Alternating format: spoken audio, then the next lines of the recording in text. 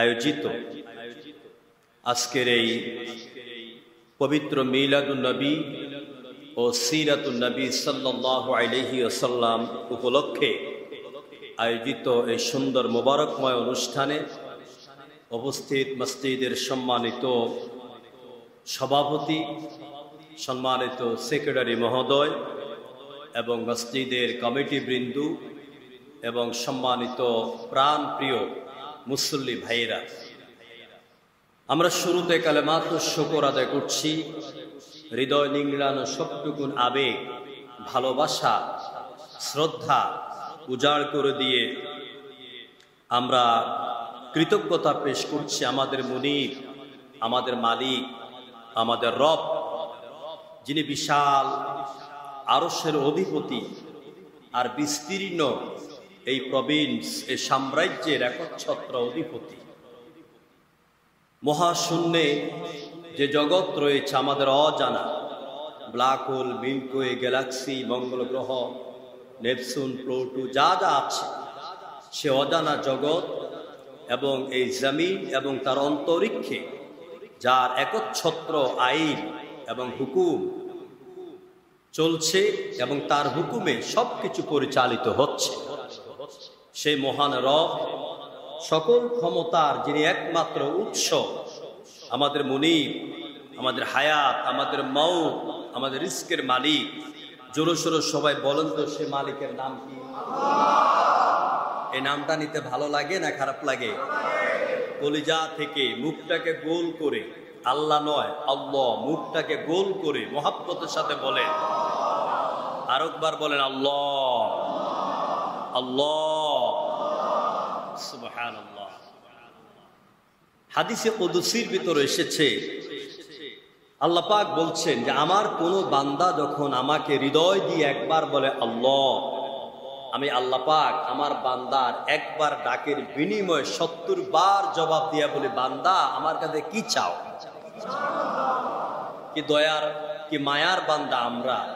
মাবুদ আমার কত দয়ালু, তিনি কত রহমান, তার রাহিম, তার দয়ার কোনো শেষ নাই। আমরা প্রতিনিয়ত তার নাফরমানি করি, এরপরও মালিক কিন্তু আমাকে ঠিকই ঘুম পাড়িয়ে দিচ্ছেন, মালিক ঠিকই আমাকে ৩ বেলা খাওয়াচ্ছেন, মালিক ঠিকই আমাকে দেখার চলার সুযোগ করে দিচ্ছেন, ঠিক কিনা বলেন? কিন্তু পৃথিবীর দিকে তাকান, আপনার বাড়ির দারোয়ান, আপনার বাড়ির কর্মচারী, সরকারি কর্মচারী, কর্মকর্তা যারা আছেন, একদিনও যদি কর্ম থেকে অ্যাবসেন্স থাকেন, তাকে অ্যাপ্লাই করতে হয়, দরখাস্ত করতে হয়, অনুমতি নিতে হয়। আর যদি উপরস্থ কর্মকর্তার অনুমতি না নিয়ে ছুটি কাটানো হয়, হয়তো তার পানিশমেন্ট আছে অনেক দিক থেকে, হয়তো তার বেতন কাটে, নতুবা বস তার সাথে হাসি মুখে কয়েকদিন ধরে কথা বলে না। কিন্তু আল্লাহ পাক আমার আপনার এমন মালিক, সকাল ঘুম থেকে উঠার পর থেকে রাত ঘুমাতে যাওয়ার আগ পর্যন্ত কত যে আমরা নাফরমানি করি, আল্লাহ পাক কি এই পর্যন্ত আমার আপনার জীবনের কোনো একবেলা না খাওয়ায় রেখেছেন? না খাওয়ায় রেখেছেন? আলো বন্ধ করে দিয়েছেন? কথা বলেন, বাতাস বন্ধ করে দিয়েছেন? না। তুমি রহমান, তুমি মেহেরবান, অন্ধ গাহে না শুধু তোমার গুণগান, বুঝে অবুঝে না তব শান। আল্লাহু আকবার, কি দয়ালু আমার আল্লাহ পাক। আমরা সেই আল্লাহ পাকের দরবারে বিনয়ভাবে, বিনীতভাবে, বিনয় চিত্তে আমরা আরো একবার পড়ি আলহামদুলিল্লাহ। তার শুকর আদায় করতে হবে, না করলে চলে না, চলতেও পারে না। এই যে মানব জীবন নামক একটা গাড়ি, মানুষ নামক একটা গাড়ি, জীবন নামের রেলগাড়িটা পায় না খুঁজে স্টেশন, ঠিক কিনা বলেন? এই জীবন গাড়ি তো আমার চলছেই মায়ের পেট থেকে আসার পরে, কোথায় হবে আমার স্টেশন কোথায় গিয়ে আমি থামবো, সিগন্যাল দিবে কে, তার নির্দিষ্ট ঠিকানা কেউ বলতে পারে না। সুতরাং ওই আল্লাহ পাকের প্রশংসা, গুণকীর্তন, তাসবিহ, তাহমিদ প্রতিনিয়ত আমাকে আপনাকে পালন করতে হবে, আদায় করতে হবে। প্রিয় ভাইয়েরা, সম্মানিত মুসল্লি ভাইয়েরা, আমরা আল্লাহর দরবারে শুকর আদায় করবো এই জন্য, আল্লাহ পাক আমাদেরকে দান করেছেন এই পৃথিবীতে অসংখ্য নবী এসেছে। কত নবী? অসংখ্য নবী। কথা বুঝবেন, আমাদের অনেক হুজুররা বলেন 2,24,000, মতান্তরে 1,24,000। ইসলামিক ফাউন্ডেশন কর্তৃক প্রকাশিত ইসলামী বিশ্বকোষ, সেখানেও একটা খণ্ডের ভিতর, চতুর্থ খণ্ডে এইরকম একটা জাল হাদিসের ঢুকিয়ে দিয়েছে যে 1,24,000, মতান্তরে 2,24,000। আমাদেরকে বলতে হবে, গোটা এই যে কোরআন দেখতে পাচ্ছে, আমার অভ্যাস আমি কোরআন সামনে নিয়ে কথা বলি, এই কোরআনে মাত্র আল্লাহ পাক 25 জন নবীর নাম উল্লেখ করেছে। কতজন? মাত্র 25 জন নবীর নাম উল্লেখ করেছেন। বাকি নবীদের বিষয় আমাদের অজানা। এই জন্য আমাদের সঠিক সংখ্যা বলতে হবে অজানা। আমাদের সংখ্যা হচ্ছে অগণিত, অসংখ্য রাসূল, নবী। এবার 2 লক্ষ হইতে পারে, 3 লক্ষ হইতে পারে, 1 লক্ষ হইতে পারে, কারণ আল্লাহ পাক পাঠিয়েছেন, আল্লাহ তার ভালো সংখ্যা জানে। তো সমস্ত আম্বিয়া আলাইহিমুস সালামের মধ্যে আল্লাহ পাক আমাদের জন্য নির্বাচিত করেছে, পাঠিয়েছে এমন একজন নবী, এমন একজন রসুল, যিনি রাসূলদের রসুল, নবীদের নবী, রাসূল আর নবীদের সবার সম্মানিত স্পিকার, সাইয়্যিদুল মুরসালিন, ইমামুল মুরসালিন, খাতামুন নবিয়্যিন, মুহাম্মদ আরবি, জনাবে সাহেবে কাবা ও কাউসাইন, নবী মুহাম্মদ রাসূলুল্লাহ সাল্লাল্লাহু আলাইহি ওয়াসাল্লাম। আজকে আমরা এখানে, আপনারা কষ্ট করে আপনাদের ঘুমকে সারাদিন পরিশ্রম করেছেন, অফিস করেছেন, এরপর আপনারা এখানে বসে আছেন একজন ব্যক্তিকে জানার জন্য। তিনি আর কেউ নন, তিনি হচ্ছেন আমার আপনার প্রিয় রসুল, প্রিয় নবী, নাম হচ্ছে মুহাম্মদ। কি নাম? আরো জোরে কোন কি নাম? নামটা কি বলতে মধু লাগে না খারাপ লাগে? মজা লাগে কি না? মুহাম্মদ একটি নামে এত প্রেমের ঢল, সুবহানাল্লাহ। জগৎ জুড়ে ভালোবাসা, অবাক কোলাহল, মুহাম্মদ একটি নামে এত প্রেমের ঢল। এই নামটা হৃদয় নেওয়ার সাথে সাথে মুমিনদের হৃদয় উদ্বেলিত হয়ে যায়। মুহাম্মদ, হুজুরের অসংখ্য নাম আছে, আমি 5টা নাম আপনাদের সামনে বলবো, মুখস্থ করবেন, একদম প্রধান 5টি নাম। এই কোরআনে রসুলের না হয় 100-র উপরে নাম আছে গোটা কোরআনে, কিন্তু 5টি নাম প্রধান। একটা হচ্ছে মুহাম্মদ, এই নামটি রেখেছেন রসুলের দাদা আব্দুল মুত্তালিব। মুহাম্মদ অর্থ কি? প্রশংসিত। আল্লাহ রেখেছেন আহমদ, আল্লাহ কি রেখেছেন? আহমদ। যেমন ঈসা বলছেন মিন বা'দি ইসমিহু আহমদ, তিনি তার জাতিকে বলছেন আমার পরে একজন নবী আসবেন, একজন রসুল আসবেন, যার নাম হবে আহমদ। আহমদ হচ্ছে ইসমে তাফসীল সিগা, অধিক প্রশংসনীয়। সুবহানাল্লাহ। হুজুরের আরেক নাম হচ্ছে হাসিব, হুজুরের আরেক নাম হচ্ছে আকিব, আরেক নাম হচ্ছে মাহি। এই 5টি নাম হচ্ছে হুজুরের প্রধান নাম। এছাড়াও নাম রয়েছে ইয়াসিন, নাম রয়েছে তাহা, নাম রয়েছে মুজাম্মিল, নাম রয়েছে মুদাসসির। এগুলো হুজুরের নাম কোরআনে আল্লাহ পাক পেশ করেছেন। তো এখন আমি একটি বিতর্কিত বিষয় আপনাদের সামনে সমাধান কল্পে কথা বলছি। সেটা হচ্ছে এই যে আজকের দিন 12 রবিউল আউয়াল, এই রবিউল আউয়াল আসার পরে আমাদের দেশে এই অসংখ্য মতানৈক্য দেখা যায়। ইউটিউব ঘাটেন, মসজিদের ইমাম, মসজিদের মুয়াজ্জিন, খতিব, হুজুর, মাওলানা, মুফাসসির অনেকে অনেক রকম বক্তব্য দেয়। কেউ জাস্তে জুলুস করেন ঈদ মিলাদুন নবী। আমার দেশেও জাতীয়ভাবে পত্র পত্রিকায় সব জায়গায় ইসলামী ফাউন্ডেশন সহ পালন করা হয় ঈদ মিলাদুন নবী। সম্মানিত ভাইয়েরা, এই বিষয়ে আপনাদের মনে অনেকের অনেক প্রশ্ন আছে। তো ঈদ-ই মিলাদুন নবী নাকি সিরাতুন নবী, এই বিষয়টা জানতে হলে আগে আপনি আপনার মেমোরিকে সাফ করতে হবে, পরিষ্কার করতে হবে। সেটা হচ্ছে এইভাবে, যেমন আপনি কোনো হুজুর থেকে বা আপনার কোনো পীর সাহেবের অনুসারী হয়ে বা কোনো বড় মুক্তির অনুসারী হয়ে আপনি তিনি যেই দিকে আপনিও সেই দিকে। উনি যদি মিলাদুন নবীর পক্ষে হন, ঈদ-ই মিলাদুন নবীর পক্ষে হন, আপনিও তার মুরিদ, আপনিও ঈদ-ই মিলাদুন নবীর পক্ষে। আরেক পীর সাহেব যদি সিরাতুন নবীর পক্ষে হন, আপনি আবার তার অনুসারী, আপনি তার পক্ষে। মসজিদের খতিব যদি ঈদ-ই মিলাদুন নবীর পক্ষের হুজুর হন, মুসল্লি তার পক্ষে। মসজিদের খতিব সাহেব যদি সিরাতুন নবীর পক্ষে হন, তাহলে মুসল্লি তার পক্ষে। যেরকম ঠিক কিনা?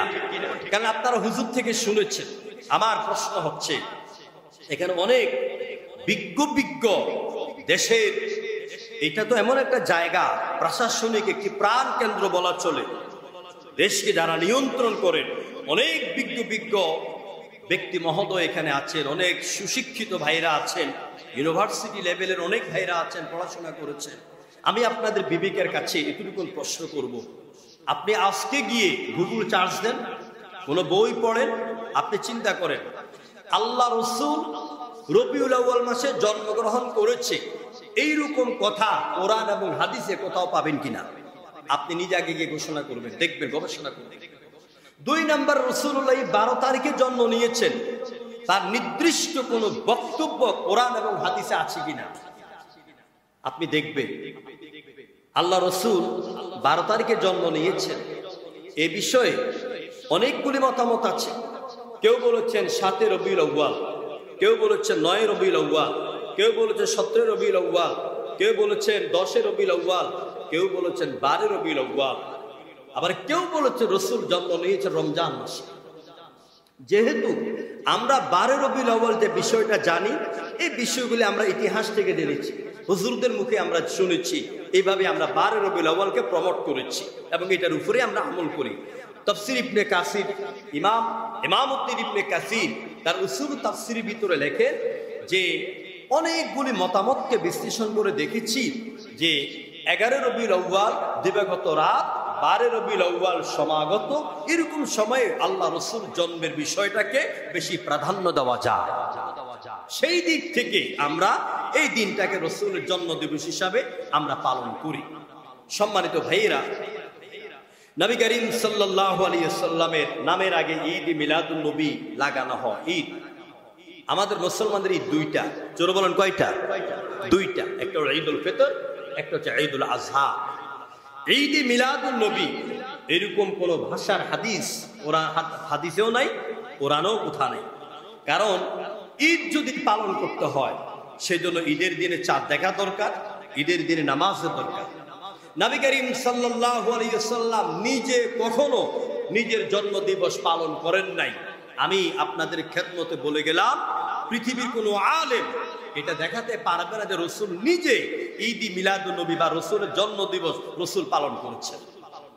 এমনকি যারা জীবন দিয়ে, রক্ত দিয়ে আল্লাহ নবীকে ভালোবেসেছেন, ওই সাহাবাই কেরাম আবু বকর, ওমর, উসমান, আলী, খাব্বাব, খুবাইব, আপনার বিভিন্ন পর্যায়ের বড় বড় সাহাবাই কেরাম যারা রক্ত দিয়ে, জীবন দিয়ে রসুলকে ভালোবেসেছেন, তারাও কিন্তু নবীর জন্মদিবস পালন করেন নাই। আমার ভাইয়েরা, আমি আপনাদের মধ্যে প্যাঁচ লাগাতে আসি নাই। আমি কি বলতে চাচ্ছি ভালো করে বুঝতে হবে। রাসূলুল্লাহ সোমবারে জন্ম নিয়েছেন, এটা রাসূলের চাচা হযরতে আব্বাস রাদিয়াল্লাহু তাআলা আনহু বলেছেন, উলিদান নবী সাল্লাল্লাহু আলাইহি ওয়াসাল্লাম ইয়াউমাল ইসনাইন।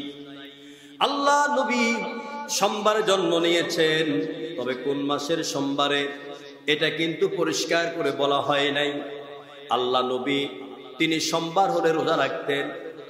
আল্লাহ নবীকে প্রশ্ন করা হলো, ইয়া রাসূলুল্লাহ, আপনি সোমবারে কেন রোজা রাখেন?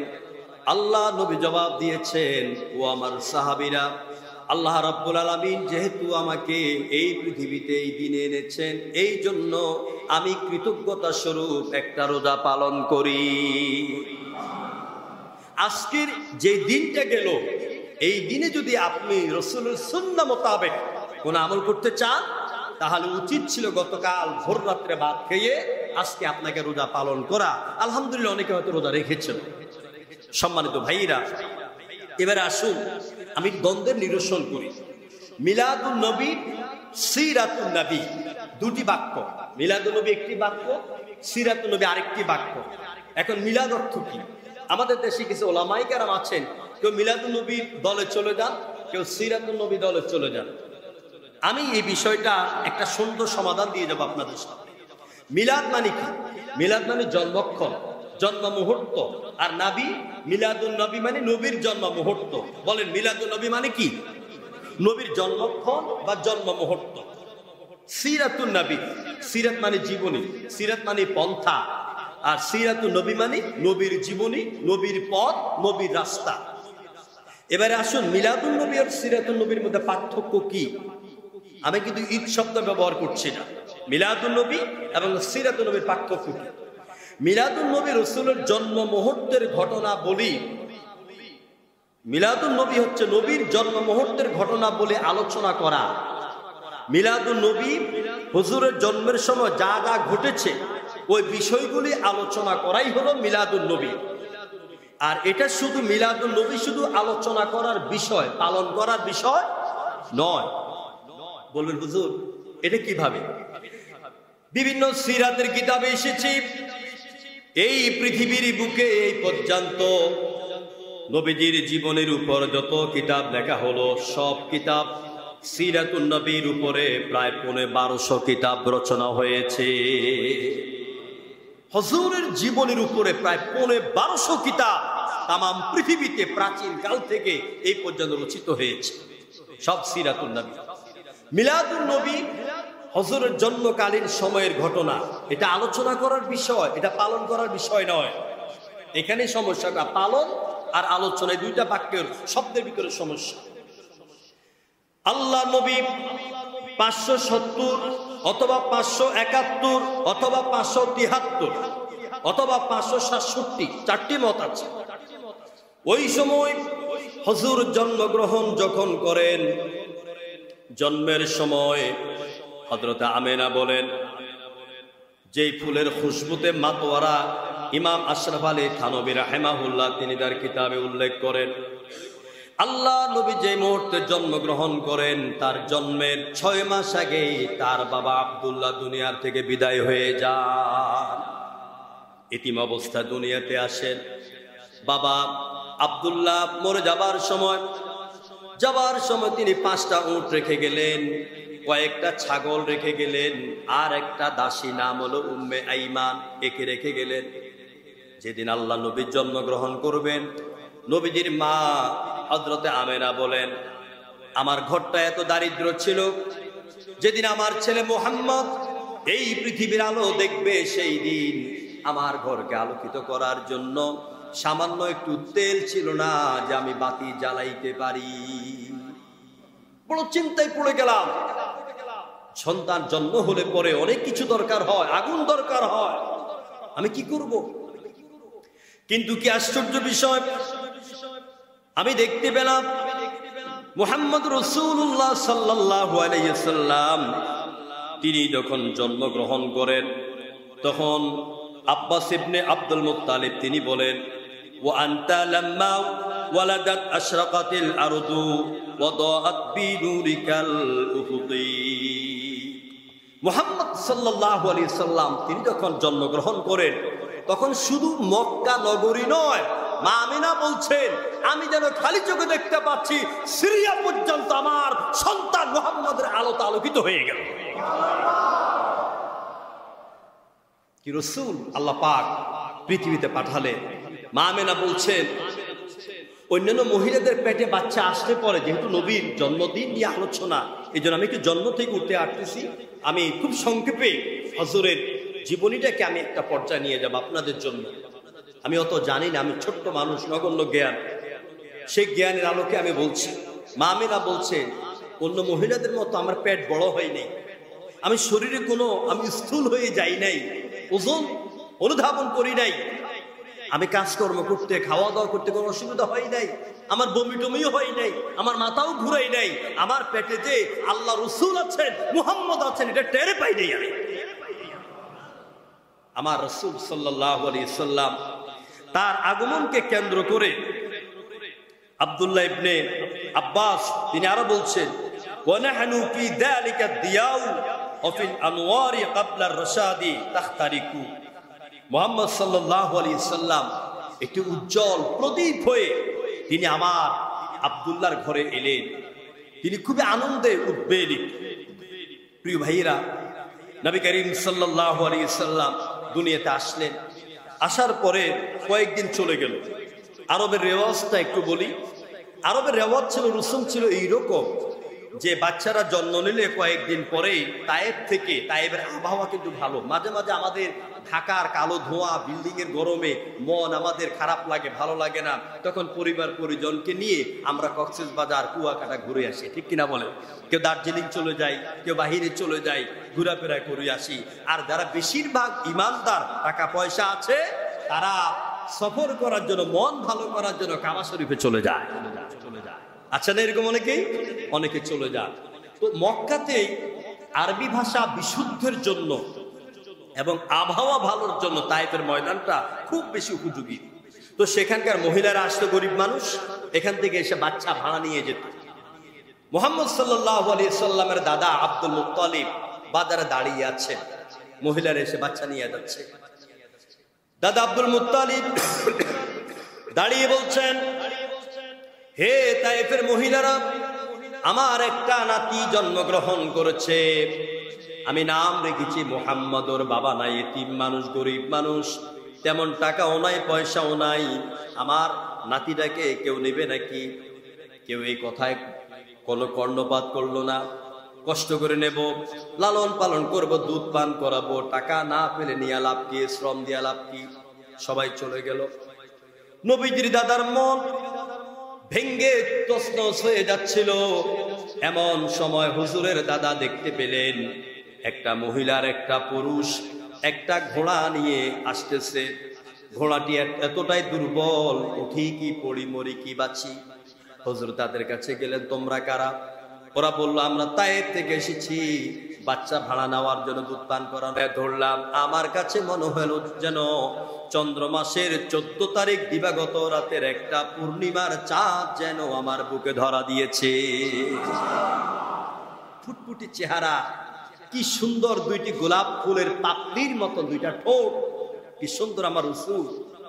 হযরত হালিমা বলছেন, আমি নিয়ে গেলাম। তো যেতে যাওয়ার পথে অনেক লম্বা ঘটনা আছে। ইহুদিদের দ্বারা আক্রান্ত হয়েছে। ইহুদিরা তৌরাতে ইনজিলে পড়ে এই মক্কা থেকে তাইফে যাওয়ার পথে হুজুরকে হত্যা করার চেষ্টা করেছিল। অনেক লম্বা ঘটনা, আমি সেই দিকে যাব না। হালিমা বলছে, মুহাম্মদকে নিয়ে বাড়িতে চলে এলাম। কি আশ্চর্য বিষয়, আমি তো অনেক বাচ্চাকে দুধ পান করিয়েছি, এই বাচ্চা মুহাম্মদকে নেওয়ার পরে আমার স্তন যারা দুধে ফেটে যাচ্ছে। এরপরে আমি আরো কি দেখলাম, মুহাম্মদ আমার ডান স্তনে যেদিন মুখ লাগান আর বাম স্তনে সেদিন খাবার খান না, মুখ লাগান না। আবার যেদিন বাম স্তনে মুখ লাগান সেই দিন আর ডান স্তনে মুখ লাগান না। আমি কিছুই বুঝতে পারলাম না, কিন্তু ঘটনাটা আমি মনে রেখেছি।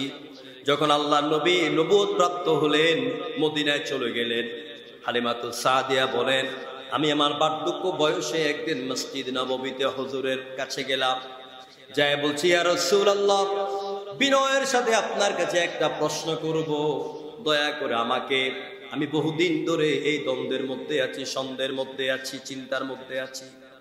আল্লাহ নবী বলছেন, মা, আপনার মনের প্রশ্ন আপনি করুন। হালিমা বলছেন, ইয়া রাসূলুল্লাহ, আপনি যখন ছোট্ট ছিলেন, আমার কোলে ছিলেন, দুধ পান করতেছিলেন, তখন আমি দেখতাম আপনি যে স্তনে মুখ লাগাতেন ওই দিন আর বাকি স্তনে মুখ লাগাতেন না, তার কারণটা কি ছিল? আল্লাহ নবী বলছেন, মা গো, এই পৃথিবীতে আমাকে আল্লাহ পাক কয়েকটা দায়িত্ব দিয়ে পাঠিয়েছেন। একটা দায়িত্ব ছিল লিয়াকুমান নাসু বিল কিসত, আমি যেন এই পৃথিবীর মানুষের মাঝে ধরি বুঝি না, গরিব বুঝি না, ইসলামের পক্ষের হোক আর বিপক্ষের হোক, সকল ধর্মের সকল মানুষের মধ্যে ইনসাফ প্রতিষ্ঠা করার জন্য আমার আল্লাহ পাক আমাকে দায়িত্ব দিয়ে পাঠিয়েছেন। এই জন্য আমি ওই ছোট্ট কালে আমার আল্লাহ পাক আমাকে দিয়ে ইনসাফ প্রতিষ্ঠা করিয়েছেন। যেদিন আমি আপনার ডান স্তনের দুধ পান করতাম, বাম স্তনে আমি মুখ লাগাতাম না, এই জন্য কারণ আমার সাথে আমার দুধ ভাই আব্দুল্লাহ তো আছে। আমি যদি দুই স্তনের দুধ খেয়ে ফেলি, পান করে ফেলি, আমার ভাই আব্দুল্লাহ কোথা থেকে দুধ পান করবে? এই জন্য আমি একটা স্তনের দুধ খেয়ে শুকর আদায় করেছি, আরেকটা আমার ভাইয়ের জন্য আমি রেখে দিতাম। কি ইনসাফের নবী, কি রাসূলকে আমি আপনি জানতে এলাম। সুবহানাল্লাহ। প্রিয় ভাইরা, নবী করিম সাল্লাল্লাহু আলাইহি সাল্লাম হালিমার একটু বর্ণনা বলি। আল বিদায়া ওয়ান নিহায়া, আল্লামা ইমামউদ্দিন ইবনে কাসির লিখিত কিতাব, এরপরে এনসাইক্লোপিডিয়া ব্রিটানিকার 11তম সংস্করণ, ইসলামী বিশ্বকোষ, সিরাতুন নবী সরওয়ারে আলম, অসংখ্য সিরাতের কিতাবে এসেছে যে হালিমা বলছেন, মুহাম্মদ যখন আমার বাড়িতে এলো, যে গাছের মধ্যে আমার বিগত কয়েক বছর খেজুর ধরে না, ওই গাছের মধ্যে খেজুরে ভরে যায়। যে কুয়াতে পানি নাই, ওই কুয়াতে পানি ভরে যায়। যে মাঠে ঘাস হয় না, ওই মাঠে ঘাস ভরে আমার উটার গোড়াগুলি খাইয়া পেটুক হয়ে যায়। হুজুরের দুধবোন সাইমা, হালিমার মেয়ে, তিনি বলছেন যে আমি যখন মাঝে মাঝে আমার ভাইকে নিয়ে, মুহাম্মদকে নিয়ে মাঠে যেতাম। হুজুর কিন্তু রাখাল ছিলেন। কি ছিলেন? রাখাল, ছাগল চড়াইতেন। অসংখ্য নবী, কেউ ছাগল চড়াইছেন, হযরতে মূসা উট চড়াইছেন, হযরতে দাউদ ছিলেন এই যে কামার, লোহা দিয়ে দাওটাও বানায়। তো এইরকম ভাবে আইয়ুব আলাইহিস সালাতু ওয়াস সালাম, তিনিও রাখাল ছিলেন। এভাবে অসংখ্য নবীরা, কেউ কামার, কেউ কুমার, কেউ রাখাল, এভাবে দায়িত্ব ছিলেন। এরা মন্ত্রী মিনিস্টার ছিলেন না, এরা বিশাল বিশাল চাকরি করতেন না, এরা সামাজিক ভাবে মানুষের সাথে মিলেমিশে কাজ করতেন। কারণ আল্লাহ রাসূল বলেছেন, আল হাবিবু আল কাসিবু হাবিবুল্লাহ, যারা পরিশ্রম করে খায়, যারা কষ্ট করে আয় করে, সুদ খায় না, ঘুষ খায় না, মিথ্যা কথা বলে মানুষের উপর জুলুম করে, ব্যাংক ডাকাতি করে টাকা খায় না, আল্লাহ কাসিবু হাবিবুল্লাহ, এরাই হচ্ছে আল্লাহর প্রিয় বন্ধু। যারা পরিশ্রম করে খায়, যারা কষ্ট করে খায়। সব নবীরা কষ্ট করেছেন, সব নবীরা পরিশ্রম করেছেন। বিশ্ব নবীর ছোট্টকালে হালিমার বাড়িতে মাগনা খান নাই, তিনি রাখালের দায়িত্ব পালন করে তিনি বাদ খেয়েছেন। সুবহানাল্লাহ। এখন প্রশ্ন হচ্ছে যে আল্লাহ রাসূল, আল্লাহর পরে যার স্থান, আল্লাহর পরে যার মর্যাদা, সেই রাসূল ছাগল চড়াইছেন, রাখাল ছিলেন, শুনতে কেমন লাগে? নবীদিকে দিয়ে আল্লাহ পাক রাখালের দায়িত্ব পালন করার হিকমত আল্লাহ খুব ভালো করে বুঝেন। ছাগল চড়াইছেন নবীকে দিয়া, কেন? আল্লাহ পাক বুঝাতে চাইলেন, নবী গো, আমি আপনাকে যে জাতির কাছে, যে বিশ্বের বুকে মানুষের হেদায়েতের জন্য পাঠালাম, ওই পৃথিবীর মানুষের মধ্যেই অধিকাংশ মানুষের চরিত্র হবে ছাগলের চরিত্র। রাগ করতেছেন আপনারা? অধিকাংশ, বেশিরভাগ মানুষের চরিত্র হচ্ছে ছাগলের চরিত্র। ছাগলের চরিত্রটা কি? ছাগলের চরিত্র হচ্ছে যখন ঝিরিঝিরি বৃষ্টি পড়ে, এখানে গ্রামের তো অনেকে আছে, ঝিরিঝিরি বৃষ্টি পড়ে, তখন ছাগল বান্ধা থাকে মাঠে, মালিক দৌড়াইয়া যায়, আমার ছাগলের গায়ে বৃষ্টি পড়বে, ঠান্ডা লাগবে, তো মালিক যায় ছাগলের রশি ধরে সামনের দিকে টেনে বাড়িতে আনতে চান। মাশাআল্লাহ, ছাগল বেটা সামনের দুই পাও দিয়া এমন দূর ঠেস মারে, মালিক তোর জীবন কবুল, আমি কিন্তু বাড়ি যেতাম না। এরকম হয় নাকি? হয় না? ঠিক নবী করিম সাল্লাল্লাহু আলাইহি ওয়াসাল্লাম এসেছেন এই জাতিকে শিরক থেকে, বেদাত থেকে, কুফর থেকে মুক্ত করে জান্নাতের পথ দেখাতে। এমন লোক আছে, এমন জাতি আছে, ছাগলের মতন দুই পাও ঠেস দিয়ে বলে, মুহাম্মদ তোর জীবন কবুল, কোরআন হাদিসের জীবন কবুল, আমি তাওহীদের রাস্তায় যাব না। এরকম লোক আছে নাকি নাই?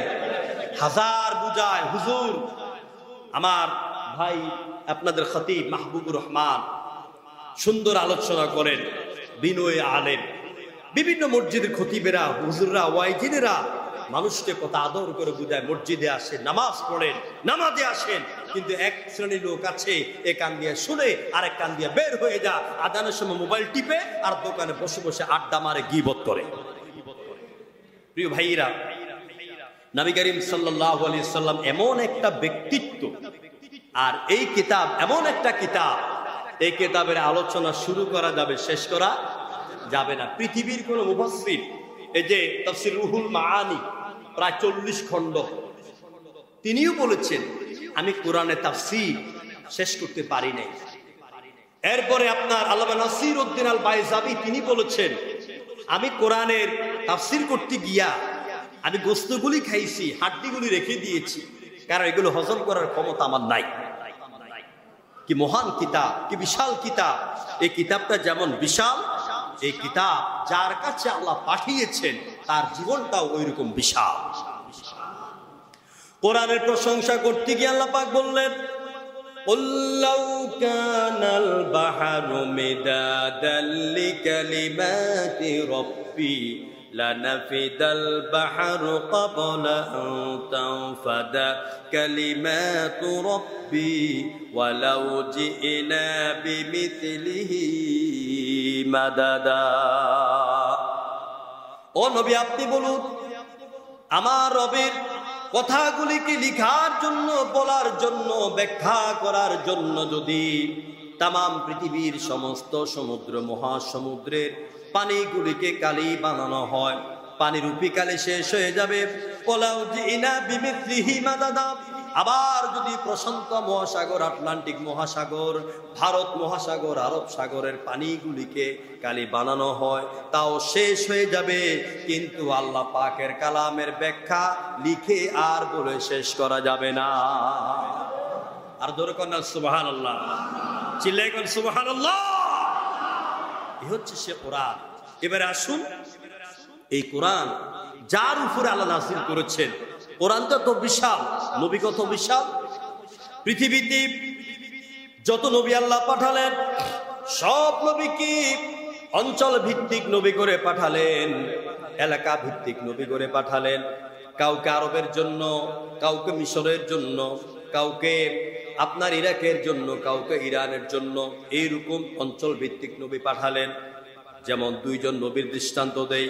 আমার আল্লাহ পাক হযরতে নূহ আলাইহিস সালামের এরিয়ার কথা উল্লেখ করে এইভাবে বললেন, ওয়ালাকাদ আরসালনা নূহান ইলা কওমিহি ফাকালা ইয়া কওমি ইবুদুল্লাহা মা লাকুম মিন ইলাহিন গায়রু। আমার আল্লাহ পাক বলেন, আমি নূহ আলাইহিস সালামকে ওর জাতির কাছে পাঠিয়েছি, ইলা কওমিহি, তার কওমের কাছে পাঠালাম। তিনি তার জাতিকে গিয়ে দাওয়াত দিলেন, বলো লা ইলাহা ইল্লাল্লাহ, আল্লাহ ছাড়া কোনো ইলাহ নাই। নূহ আলাইহিস সালাম তিনি তার জাতিকে দাওয়াত দিলেন। হুদ আলাইহিস সালাম তার জাতিকে দাওয়াত দিলেন। শুআয়ব আলাইহিস সালাম ওয়া ইলা মাদিয়ানা আখাহুম শুআইবান ক্বালা ইয়া কওমি ইবুদুল্লাহ, তিনি তার জাতিকে দাওয়াত দিলেন এইভাবে। এবার আমার নবী, আপনার নবী, বিশ্ব নবীর দিকে তাকায় দেখেন, তার নবুয়ত, তার রিসালাতের এরিয়া, সীমানা কত বিশাল। লোকেরা এসে বলছে, মুহাম্মদ আপনার রিসালাতের সীমানা কদ্দূর, নবুয়তের সীমানা কদ্দূর, বলবেন কি? আল্লাহ নবী সেজদায় চলে গেলেন। জিব্রাইলকে আল্লাহ পাক পাঠিয়ে দিলেন, জিব্রাইল আমার নবীর নবুয়ত এবং রিসালাতের সীমানা কোন জায়গা পর্যন্ত নবীকে বলতে বলে দাও। আল্লাহ পাক নবীকে বললেন, নবী আপনি বলুন, কুল ইয়া আইয়ুহান নাসু ইন্নী রাসূলুল্লাহি ইলাইকুম জামিআ।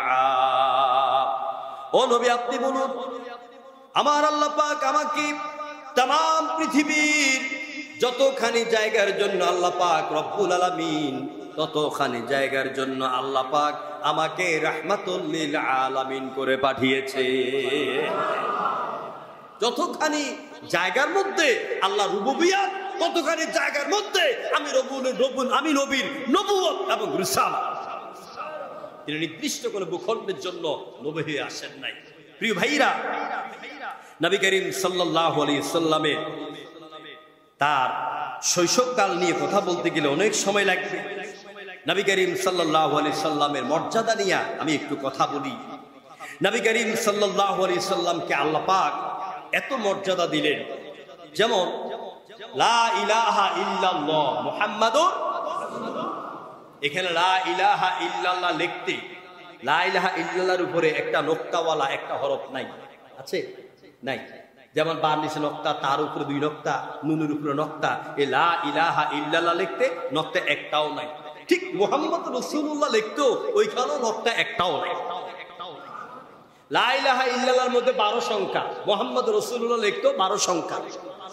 কারণ 12 সংখ্যাটা হচ্ছে আন্তর্জাতিক সংখ্যা, এই জন্য আল্লাহও আন্তর্জাতিক, নবীও আন্তর্জাতিক। নবী হচ্ছে রাহমাতুল লিল আলামিন, আল্লাহ হচ্ছে রব্বুল আলামিন, সুবহানাল্লাহ। এভাবে রাসূলের মর্যাদা আল্লাহ দিলেন। দোয়ার ক্ষেত্রে রাসূলের মর্যাদা দেখেন, দোয়ার ক্ষেত্রে আল্লাহ পাক কি মর্যাদা দিয়েছেন। দোয়ার দরকার হলো, জীবনের কোনো কিছুর প্রয়োজন হলো, হযরত মূসা ফিরাউনের সামনে যাবে, কথা বলতে গেলে জিহ্বার মধ্যে তোতলায়, এই জন্য তিনি আল্লাহর দরবারে দোয়া করলেন, রব্বি শরহ লি সদরি ওয়া ইয়াসসির লি আমরি। আপনাদের বাচ্চাদেরকে সব সময় বলবেন আউযু বিল্লাহি বিসমিল্লাহ পড়ে, এই দোয়াটা পড়ে বই খোলার জন্য। আর দরুদ ইব্রাহিম নামাজের মধ্যে যে দরুদ 2টা পড়েন, এটা বেশি পড়তে বলবেন, আপনিই পড়বেন। আল্লাহ পাক মৃত্যুর আগ পর্যন্ত আপনার স্মৃতিশক্তিকে তাজা রাখবেন। দরুদ ইব্রাহিমের মধ্যে জ্ঞান বাড়ে। অনেক সময় অফিসের খাতা আউলা বাউলা করে ফেলেন, অফিসের খাতা বন্ধ করে দিবেন, চোখ বন্ধ করবেন, আউযু বিল্লাহি বিসমিল্লাহ পড়বেন, দরুদ ইব্রাহিম পড়বেন, রব্বি শরহ লি পড়বেন, দেখবেন আপনার একটু পরে সমস্যার সমাধানের জ্ঞান আল্লাহর পক্ষ থেকে চলে এসেছে। আমার ভাইয়েরা, হযরত মূসার জ্ঞানের দরকার হলো, মাবুদের কাছে জ্ঞান চাইলেন। ইব্রাহিমের জ্ঞানের দরকার হলো, মাবুদের কাছে চাইলেন। যা দরকার আল্লাহর কাছে হাত তুলে দোয়া করলেন।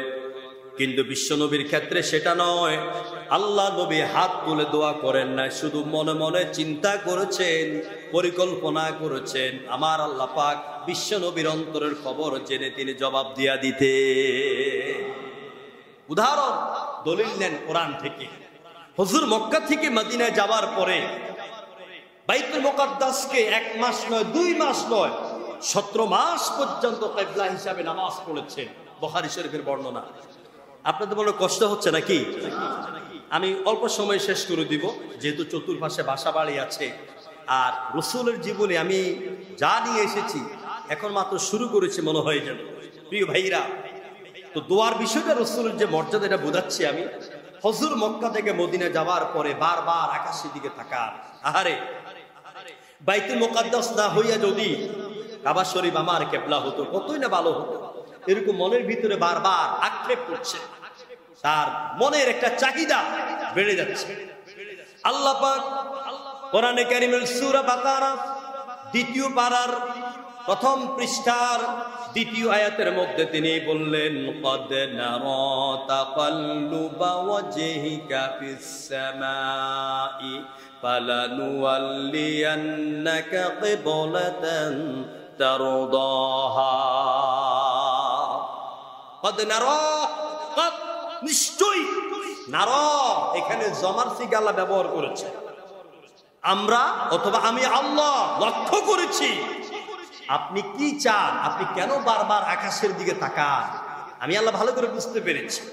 হে রাসূল, ফালানুওয়াল্লিয়ান্নাকা কিবলাতান তারদাহা, আপনার মনের যে চাহিদাটা আমি আল্লাহ পাক অতি শীঘ্রই এমন একটা কিবলার দিকে আপনার মুখ ঘুরিয়ে দিব, যেটা পাওয়ার পর তারদাহা মুযাররর সিগা, আপনি নবী সন্তুষ্ট হয়ে যাবেন।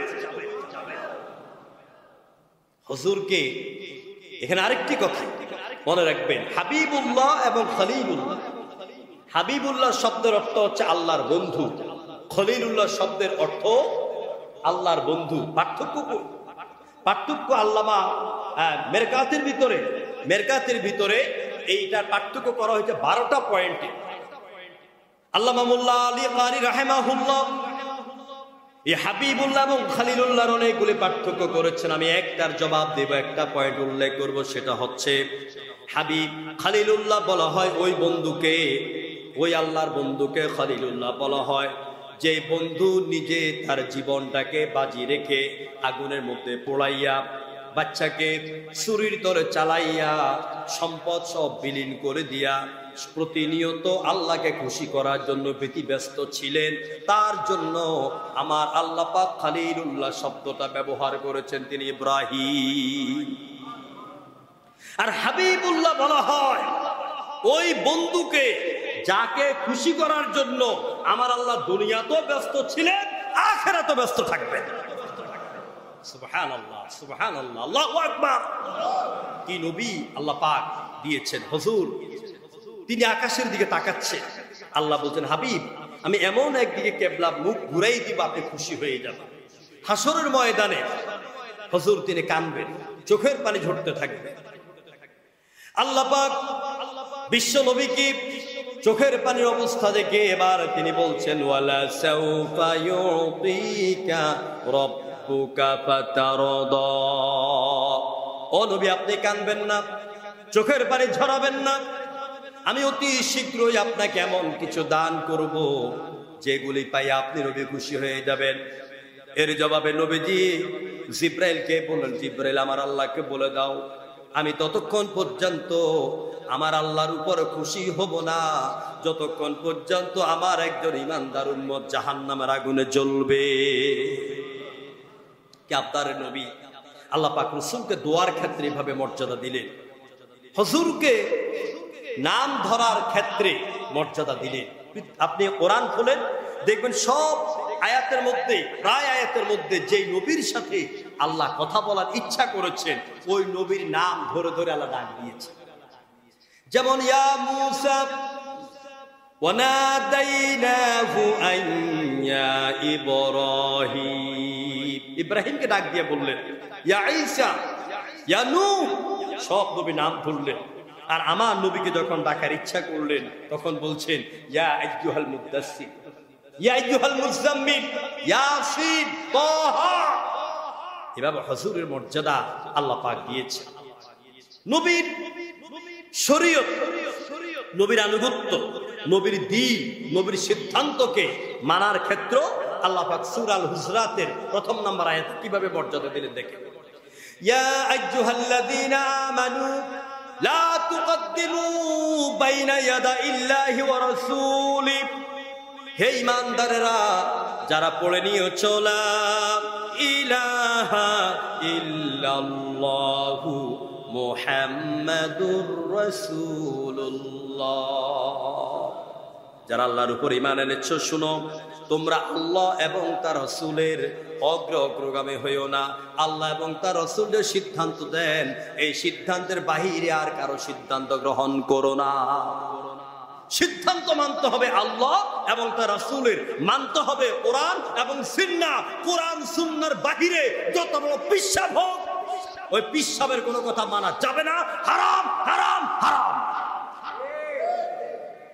রাসূল বলেছেন বিদায়ী হজ্জের ভাষণে তারাকতু ফীকুম আমরাইন, দুইটা জিনিস রেখে গেলাম, একটা কিতাবুল্লাহ, একটা সুন্নাতে রাসূল। আমার ভাইরা যদি আমাদের মতো হুজুরকে মাপতে হয়, যদি বাংলাদেশের বড় বড় পীরদেরকে মাপতে হয়, আপনাদের পায়ে হাত দিয়ে অনুরোধ করে যাব, সেটা হচ্ছে কোরআনকে রাখবেন, হাদিসকে রাখবেন এক বাটখারায়, হুজুরদেরকে রাখবেন এক পাল্লার আরেক পাশে। কোরআন হাদিসকে বাটখারা বানাবেন এক পাল্লায় রাখবেন, হুজুরদেরকে এক পাল্লা রাখবেন।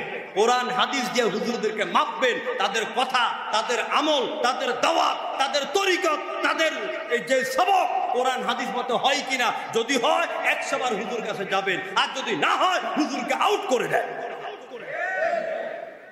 কিসের হুজুর? যে হুজুর কোরআন হাদিসের সাথে নাই। আজ সারা বাংলাদেশে চলছে ভণ্ডামি, মাজারের নামে মানুষকে শিরকের দিকে নারী আর পুরুষ একসাথ করে নাচাচ্ছে, জোরে করে ঠিক কিনা? তবে আজকে যারা মাজার ভাঙছেন আমি এটার পক্ষে নই, আমি এটার পক্ষে নই। কে বা কারা মাজার ভাঙতেছেন? এই দ্বীন ইসলাম এভাবে কায়েম হয় না, হবে না। আমাদেরকে এটা রুলে আনতে হবে, মানুষকে দ্বীন বুঝাতে হবে, ইসলাম বুঝাতে হবে। তারপর সরকারের দায়িত্বে, ওই তাওহীদবাদী সরকারের দায়িত্বে মাজার ভেঙ্গে দিবেন যেখানে শিরক হয়, যেখানে বেদাত হয়। সাধারণ পাবলিক যাইয়া মাজার ভাঙ্গা সেখানে আরেক তৃতীয় শক্তিকে উত্থান করা, অন্যদেরকে বদনাম করা, এটা কখনো হতে পারে না। ইসলাম সব সময় শান্তির কথা বলে, ইসলাম সব সময় সাম্প্রদায়িক সম্প্রীতির কথা বলে, সাম্প্রদায়িক উস্কানির কথা ইসলাম বলে না। নবী করিম সাল্লাল্লাহু আলাইহি সাল্লাম তাকে ভালোবাসতে হবে।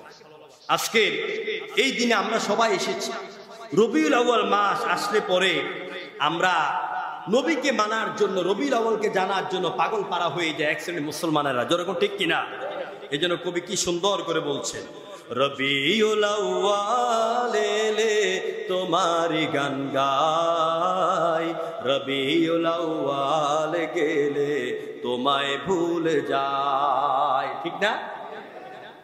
তোমার নামে দরুদ পড়ি, তোমার প্রেমে গড়া গড়ি, তোমার নামে দরুদ পড়ি, তোমার প্রেমে গড়া গড়ি, মুখে বলি ভালোবাসি, মুখে বলি ভালোবাসি, অন্তরেতে নাই, রবিউল আউয়াল গেলে তোমায় ভুলে যায়।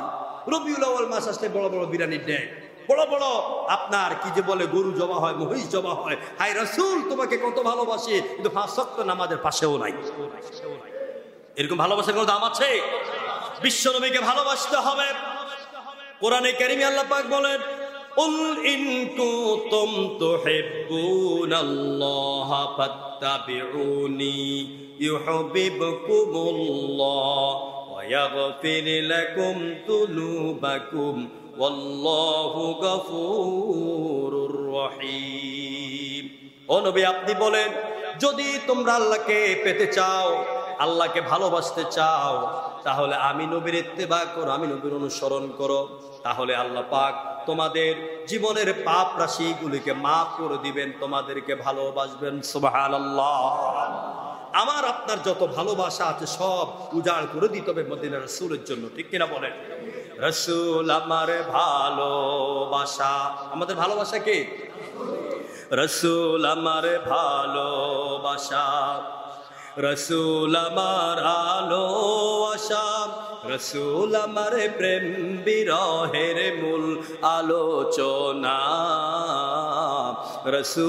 রাসূল আমার কাজে কর্মের অনুপ্রেরণা। সুবহানাল্লাহ। প্রিয় ভাইরা, রাসূলের প্রেম, রাসূলের ভালোবাসা, এই সাবজেক্ট আলোচনা করতে গেলে আরো 1-1.5 ঘন্টা সময়ের দরকার। আমি আজকে আলোচনা নবীর সিরাতের, আমি কিন্তু সিরাত আর মিলাদের সব ব্যাখ্যাটাকে ভেঙে দেই নাই, কিন্তু একটু রয়ে গেছে। নবীজির জন্মে আমি আবার ফিরে আসবো এই জায়গায়, এটা না বললে আপনাদের কাছে অপূর্ণাঙ্গ থেকে যাবে। নবীর মিলাদের সময়, জন্মের সময় কি হয়েছিল, সেই হালিমার ঘর থেকে আমি চলে এসেছি এখানে। হুজুরের জন্মের সময়, নবীজির জন্মের সময় আলোকে সিরিয়া পর্যন্ত আলোকিত হয়ে গেল। হুজুরের জন্মের সময় সিরিয়াতে অগ্নি ফুজুকদের যে আগুন জ্বলছিল, আল্লাহ নবীর জন্ম সময় সেই সিরিয়ার অগ্নি ফুজুকদের আগুনের কুণ্ডুলি নিভে গেল। যেরকম সুবহানাল্লাহ। হুজুর যখন জন্মগ্রহণ করেন তখন ইরানের শাহী মহলে রাজ দরবারে সামনের 14টা পাথর খসে পড়ে যায়। হুজুর যখন জন্মগ্রহণ করেন ওই সময়, ওই দিন, ওই মুহূর্তে কাবা শরীফের ভিতরে বাহিরে 360টা মূর্তি ছিল। ওই পাথরের মূর্তিগুলি সব সিজদার মধ্যে, এগুলি সব উপড়ে পড়ে গিয়েছিল। এভাবে আর অনেক ঘটনা ঘটেছে। এখন আপনারা বলেন, আমি বলেছি মিলাদুন নবী আলোচনা করার বিষয়, পালন করার বিষয় নয়। এখন 1500 বছর আগে, এখন কি কাবা ঘরে কোনো মূর্তি আছে? এখন কি আজকের এই দিনে কাবা ঘরে যদি পালন করতে হয় তাহলে কাবা ঘরে মূর্তি লাগবে? যদি মিলাদুন নবী পালন করতে হয় তাহলে সিরিয়াতে আগুন অগ্নি ফুজুকদের অগ্নিকাণ্ড লাগবে। যদি মিলাদুন নবী পালন করতে হয় ইরানের তৎকালীন সরকারের রাজ দরবারের সে পাথর 14টা খসে পড়া লাগবে। এগুলি এখন আর সম্ভব নয়। এগুলি হচ্ছে মিলাদুন নবী হচ্ছে আলোচনা করার বিষয়, এগুলি জানার বিষয়, পালন করার বিষয় না। আর সিরাতুন নবী কি? নবীর জীবনীতে সিরাতুন নবী আলোচনা করার বিষয় এবং সিরাতুন নবী আলোচনার পাশাপাশি পালন করারও বিষয়। যেরকম ঠিক কিনা? নবীর জীবনে নামাজ আছে নাকি নাই? আরো জোরে জবাব দিতে হবে, নামাজ আছে নাকি নাই? রোজা, মা বাবার খেদমত, সত্য কথা বলা, না ইনসাফ প্রতিষ্ঠা করা, বাতিলের বিরুদ্ধে প্রতিবাদ করা, ইসলামী রাষ্ট্র গঠন করা আছে। তাহলে হুজুরের সিরাত শুধু আলোচনা করলেই হবে না, নামাজের কথা, রোজার কথা, মা বাবার খেদমতের কথা, হালাল হারামের কথা, তাহাজ্জুদের কথা, রাষ্ট্রের কথা, ইসলামী অর্থনীতির কথা, এগুলি আলোচনাও লাগবে, বাস্তব জীবনে এগুলিকে পালনও করতে হবে। এটা হলো সিরাতুন নবী। আর মিলাদুন নবী হচ্ছে শুধু জন্মকালীন সময়ের ঘটনাগুলি জানা যায়, শোনা যায়। হুজুরের মিলাদকে অস্বীকার করা যাবে না, কারণ হুজুরের জন্মকে যদি অস্বীকার করেন তো সিরাত কোথা থেকে আসবে? ঠিক কিনা বলেন? এই জন্য সমাধানে আসে, আমরা মিলাদুন নবীটা আলোচনা করব, পালন করব না। সিরাতুন নবী আলোচনা করব, পালনও করব। তাই আমরা মিলাদুন নবীরও পক্ষে, সিরাতুন নবীরও পক্ষে। কথা কি বুঝতে পারছি? মিলাদুন নবী পালন করার বিষয় নয়, এই শব্দটা মনে রাখবেন। শেষ আমি চলে যাচ্ছি যে কথার দিকে, নবী করিম সাল্লাল্লাহু আলাইহি ওয়াসাল্লামকে প্রাণ দিয়ে ভালোবাসতে হবে। হুজুর আমাদের জীবন। রাসূলুল্লাহ বলেছেন, লা ইউমিনু আহাদুকুম হাত্তা আকুনা হাব্বা ইলাইহি মিন ওয়ালিদিহি ওয়া ওয়ালিদিহি ওয়ান নাস আজমাইন। আপনার নেতা থেকে, আপনার নেত্রী থেকে, আপনার দল থেকে, আপনার ছেলে মেয়ে থেকে, আপনার সম্পদ থেকে, আপনার জীবন থেকে, দুনিয়ার ভালোবাসা থেকে, আপনার বিল্ডিং থেকে, আপনার আত্মীয় থেকে, আপনার ক্ষমতা থেকে, সব কিছু থেকে যার ভালোবাসা এই কলজার মধ্যে জায়গা দিতে হবে, তিনি হচ্ছেন আওয়ার প্রফেট, আওয়ার লিডার, নবী মুহাম্মদ সাল্লাল্লাহু আলাইহি ওয়াসাল্লাম। সাহাবাই কেরাম নবীকে ভালোবেসেই এই মাত্র বিয়ে করেছে। আপনারা জানেন, এখন বলার সময় নেই। আব্দুল্লাহ ইবনে রাওয়াহা মাত্র বিয়ে করেছেন, মদিনার সুদর্শন যুবক, একটা মদিনার সবচেয়ে সুন্দরী নারী। হুজুর ঘোষণা করলেন, মুতার প্রান্তরে 3 নাম্বার সেনাপতির নাম হচ্ছে আব্দুল্লাহ ইবনে রাওয়াহা। আব্দুল্লাহ ইবনে রাওয়াহা বিশ্ব নবীর কাছে ঘোষণা শোনার পরে বাড়ির দিকে দৌড়ালেন, দরজার মধ্যে নক করেছেন। বাড়ির থেকে বললেন, আসসালামু আলাইকুম। যিনি ঘরে আছেন তিনি শুনুন, আমি আপনার স্বামী লাগি, আমার নাম আব্দুল্লাহ ইবনে রাওয়াহা। আমাদের এই তো কিছুক্ষণ আগে বিয়ে হলো, কিন্তু আমি আপনার কোনো হক আদায় করতে পারি নাই। আপনি আমাকে দেখেন না, আমি আপনাকে দেখি নাই। তবে এতটুকুন আপনি জানেন, আমি মদিনার একজন সুদর্শন পুরুষ, আর আপনিও মদিনার একজন সুদর্শনা নারী, কিন্তু কেউ কাউকে দেখি নাই। আল্লাহ নবী আমাকে মুতার প্রান্তরের 3য় সেনাপতির নাম ঘোষণা করেছেন, আপনি আমাকে ক্ষমা করে দিবেন, আমি চলে যাচ্ছি। ভেতর থেকে সালামের জবাব দিয়ে একজন মিষ্টি কণ্ঠের নারী বলছেন, আপনিও জানেন আমি মদিনার একজন সুদর্শন নারী, আমি আপনার স্ত্রী। আমি আপনাকে শপথ করে বলতে পারি আল্লাহর নামে, আপনার কাছে আমি কোনো প্রেম নিবেদন করব না। আপনি শুধু একটিবার ঘরে আসুন, আমি আপনার চেহারা দিকে একবার তাকাবো, এই জন্য যাতে কিয়ামতের দিন কঠিন ময়দানে জান্নাতে আপনাকে স্বামী হিসাবে আমি চিনে নিতে পারি। আব্দুল্লাহ ইবনে রাওয়াহা বলছে, ওগো আমার প্রাণ প্রিয়া প্রিয়সী, আমাকে যদি আপনি এতটাই ভালোবাসেন, তাহলে আমি চলে যাবার পরে আপনি যদি ধৈর্য ধারণ করে আল্লাহর দ্বীনের জন্য নিজের জীবনকে ওয়াকফ করতে পারেন, আজকে আমি আপনাকে দেখতে হবে না, আপনি আমাকে দেখতে হবে না। কারণ আপনাকে দেখতে গেলে মাঝখানে শয়তান ঢুকে আল্লাহ নবীর ওয়াদার কথা ভুলাইয়া দিতে পারে। এই জন্য ধৈর্য ধারণ করুন, আল্লাহ পাক আমাকে আপনাকে জান্নাতের মধ্যে পুনরায় বিয়ে দিয়ে আমাদের পরিচয় ঘটাইয়া দিবে। তারা এইরকম সব কিছুকে পরিত্যাগ করে তারা আল্লাহ নবীর আদেশকে মান্য করেছে। যদি ভালোবাসতে হয়, ইত্তেবা করতে হয়, অনুসরণ করতে হয়, আমার রাসূলের সুন্নাত কিভাবে মেসওয়াক করেছে, কিভাবে টুপি পরেছে, কিভাবে নামাজের মধ্যে রুকু সেজদায় দেরি করেছেন, ধীরস্থিরভাবে নামাজ আদায় করেছেন, কিভাবে ওযু করেছেন, কিভাবে স্ত্রীর সাথে ব্যবহার করেছেন, কিভাবে চাকর বাকরদের সাথে ব্যবহার করেছেন, হুজুরের চারিত্রিক গুণাবলী এক বিশাল লম্বা আলোচনা। কি চরিত্র আবার হুজুরের! হুজুর এর খেদমতে ছিলেন আনাস ইবনে মালিক। তিনি বলছেন, আমি রসুলের খেদমতে ছিলাম 9টি বছর। কয় বছর? 9 বছর খেদমতে ছিলাম। আমি ছোট মানুষ, জুতা আনতে বলে পানি আনতাম, লবণ আনতে বললে জামা আনতাম, অনেক ভুল করেছি। 9 বছরের ভিতরে আল্লাহ নবী কোনোদিন আমার একটা ধমক দিয়ে কথা বলেন নাই। স্ত্রীর সাথে মিষ্টি ভাষায় কথা বলতেন। স্ত্রী আয়েশা বলেন, আমি গ্লাসের যে জায়গা দিয়া মুখ লাগাই পানি পান করতাম, হুজুর আমার থেকে গ্লাসটা টেনে নিয়ে ওই জায়গায় মুখ লাগাইতেন। আমি বুঝতে টুকরাটাকে চিবাইয়া যখন গিলতে লাগতাম, হুজুর আমার গালের ভিতরে আঙ্গুলটা ঢুকাইয়ে বের করে হুজুর সেটা খেয়ে ফেলতেন। কি ভালোবাসা! এখন তো স্ত্রীর গ্লাস আলাদা, স্বামীর গ্লাস আলাদা, ঠিক কিনা বলেন? আমার ভাইয়েরা, কি ভালোবাসা, কি সুন্দর আমার নবী। হুজুরের দৈহিক বর্ণনাও দিতে পারিনি, চারিত্রিক গুণাবলীর উপরে কমপক্ষে 25টা পয়েন্ট আছে। এগুলো শুনতে পারলে আমাদের সমাজ বদলাতো, জীবন বদলাতো। আমাদের আদর্শ, আমরা আজকে অনেকের আদর্শ মনে করি, জোরে কোন ঠিক কিনা? অনেকে আমরা আদর্শ মনে করি, আইডল মনে করি, মডেল মনে করি। আল্লাহ পাক সূরা আল আহজাবের 21তম পারা 22তম পারায় 21 নম্বর আয়াতে আল্লাহ পাক বললেন, লাকাদ কানা লাকুম ফি রাসূলিল্লাহি উসওয়াতুন হাসানা। হে নবী, অবশ্যই আপনার জীবনীতে রয়েছে তামাম পৃথিবীর সমস্ত মানুষের মডেল, আদর্শ। আল্লাহ নবীর আদর্শ অনেকগুলি। তিনি মা বাবার সাথে ভালো ব্যবহার করতেন, দুঃখীদের সাথে ভালো ব্যবহার করতেন, গরিবদের সাথে বসে খাওয়াতেন, নিজে না খাইয়া মানুষের মুখে খাবার তুলে দিতেন। আল্লাহ নবী মানুষের হক নষ্ট করতেন না, মানুষের উপর অত্যাচার করতেন না। তিনি মিষ্ট ভাষী ছিলেন, মুস্কি হাসি দিতেন। হুজুর যখন মিষ্টি হাসি দিতেন, সামাইলে তিরমিজির ভিতর লেখা হয়ে গেল, আল্লাহ নবীর দন্ত মুবারক বিকশিত হলে পরেই মনে হতো যেন কালো মেঘের ভিতর দিয়া বিদ্যুৎ চমকাইয়া গেছে। এত সুন্দর ছিল আমার হুজুরের হাসি।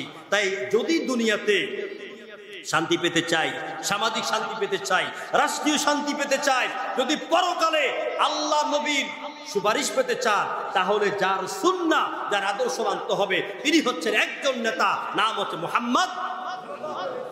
Curl Marx, Lenin, Hume, Galileo, Copernicus, Kepler, Darwin, Hegel, Mao Tse tung, Bertrand Russell, এগুলো আমার নেতা নয়। এই সাতা মাতার আদর্শ দিয়া কোন মুসলমান তার জীবন গঠন করতে পারে না। রাসূলের আদর্শকে আমাকে আপনাকে মানতে হবে। তাই আসুন আমরা আমাদের দেশের জন্য দোয়া করি। 1971 সালে যারা এই দেশ স্বাধীনতার জন্য জীবন দিয়েছেন, আজকের এই মুনাজাতে আমরা তাদের জন্য দোয়া করি, আল্লাহ যেন শহীদদেরকে মাফ করে দেন। আর 2024 সালে স্বাধীনতার জন্য এই দেশের ছাত্র সমাজ যারা রক্ত দিয়েছে, শহীদ হয়েছে, আল্লাহ তাদেরকে জান্নাতুল ফেরদাউস দান করে, আমরা বলি আমিন। আমার বাংলাদেশটাকে আল্লাহ পাক বৈষম্যহীন ভাবে কবুল করুক। সকল প্রকারের হত্যা, খুন খারাপি, প্রতিহিংসা, এদিক থেকে আল্লাহ পাক আমাদেরকে দূরে রাখুন, আমরা বলি আমিন। আমরা প্রতিশোধে বিশ্বাসী নই, আমরা ভালোবাসায় বিশ্বাসী। রাসূলুল্লাহ ফাতে মক্কার সময় মক্কায় ঢুকে বললেন, চাচারা, ভাতিজারা, ভাইয়েরা, তোমরা না তারা যারা আমাকে রাতের বেলা মক্কা থেকে বাইর করছো? জি। তো এখন তো ক্ষমতা আমার হাতে। হুজুর চোখের ইশারা করলে কল্লা পড়ে যাবে 10টা। ক্ষমতা হুজুরের হাতে। হুজুর বলছেন, বলো তো তোমাদের সাথে কি ব্যবহার করব? কয়েকজন চাচা তার ভাতিদের সাথে যে এরকম ব্যবহার করে, একজন ভাইয়ের সাথে যেরকম ব্যবহার করে, তুমিও এরকম করো। হুজুর বলছেন, ঠিক আছে, আমি আমার ভাই ইউসুফের ওই কথাটাই শোনাবো। লা তাতরিবা আলাইকুমুল ইয়াউম। আমার ভাই ইউসুফ ওই 10 ভাইকে 11 ভাইকে হাতে পেয়েছেন যারা তাকে কুয়ায় ফেলে দিয়েছিল। তিনি যেমন করে মাফ করেছেন, আমি তোমাদেরকে মাফ করে দিলাম। তবে যারা কালেমার পথ থেকে মুরতাদ হয়ে গেছে, ওদেরকে যেখানে পাও সেখানে কল্লা ফেলে দাও। তার মানে যারা মহা অন্যায়কারী, একজনকে ছাড়া হবে না। কথা বুঝাইতে পারছি আমি? মহা অন্যায়কারীদেরকে ছাড়া হবে না, বাকিদের জন্য সাধারণ ক্ষমা ঘোষণা করলেন। সুতরাং আমরাও সেই পথে অনুসরণ করব। সহমর্মিতা, ভালোবাসা আমরা বজায় রাখবো। আমরা প্রতিহিংসা করব না। মহা অন্যায়কারীকে হত্যার বদলে হত্যা, এটা হচ্ছে কোরআনের আইন। আল্লাহ পাক আমাদেরকে রাসূলের সুন্নাহ মতে, আদর্শ মতে জীবন গঠন করার, পরিবার গঠন করার, সমাজ গঠন করার, পরকালকে ভয় করে জীবন কাটাবার তৌফিক দান করুন। যারা দেশের অতন্দ্র প্রহরী, আমার পুলিশ প্রশাসনের ভাইরা রেবের ভাইরা যারা যেই পোস্টে আছেন, যেই চাকরি করেন, দেশকে ভালোবেসে দেশের ভালোবাসা অন্তর লালন করে যারা অতন্ত্র প্রহরে দায়িত্ব পালন করছেন, বিশ্বনবী সাল্লাল্লাহু আলাইহি সাল্লাম তাদের জন্য মহা খুশির ঘোষণা করেছেন। আল্লাহ পাক তাদেরকে সে রসুলের খুশির ঘোষণার আওতাভুক্ত করুন। এই বাংলাদেশের স্বাধীনতাকে, সার্বভৌমকে, জনগণকে, অর্থনীতিকে আল্লাহ হেফাজত করুন। সে আশাবাদ ব্যক্ত করে আমি রমনা থানা কেন্দ্রীয় মসজিদের সম্মানিত কমিটির কাছে আমি আবারও কৃতজ্ঞতা পেশ করছি। কারণ আজকে সহ এই মসজিদে এই 15 বছর আমাকে 5 বার আসার আল্লাহ তৌফিক দিয়েছেন, আলহামদুলিল্লাহ। আমি সবার কাছে কৃতজ্ঞতা পেশ করি, সবার কাছে আমি দোয়া চাই। সবাইকে আন্তরিক মোবারকবাদ জানিয়ে আমার প্রিয় ভাই মাওলানা মাহবুবুর রহমান অত্যন্ত বিনয়ী আলেম, বাংলাদেশের বিভিন্ন জায়গায় তিনি ওয়াজ করেন। আপনারা তাকে ভালোবাসবেন, তার দ্বীনের খেদমত যাতে কবুল করেন, তাকেও আন্তরিক মোবারকবাদ জানিয়ে আমি আলোচনা শেষ করছি। হাদা মা ইনদি ওয়াল ইলমু ইনদাল্লাহ আলাইহি তাওয়াক্কালতু ওয়া ইলাইহি উনীব। আসসালামু আলাইকুম ওয়া রাহমাতুল্লাহ।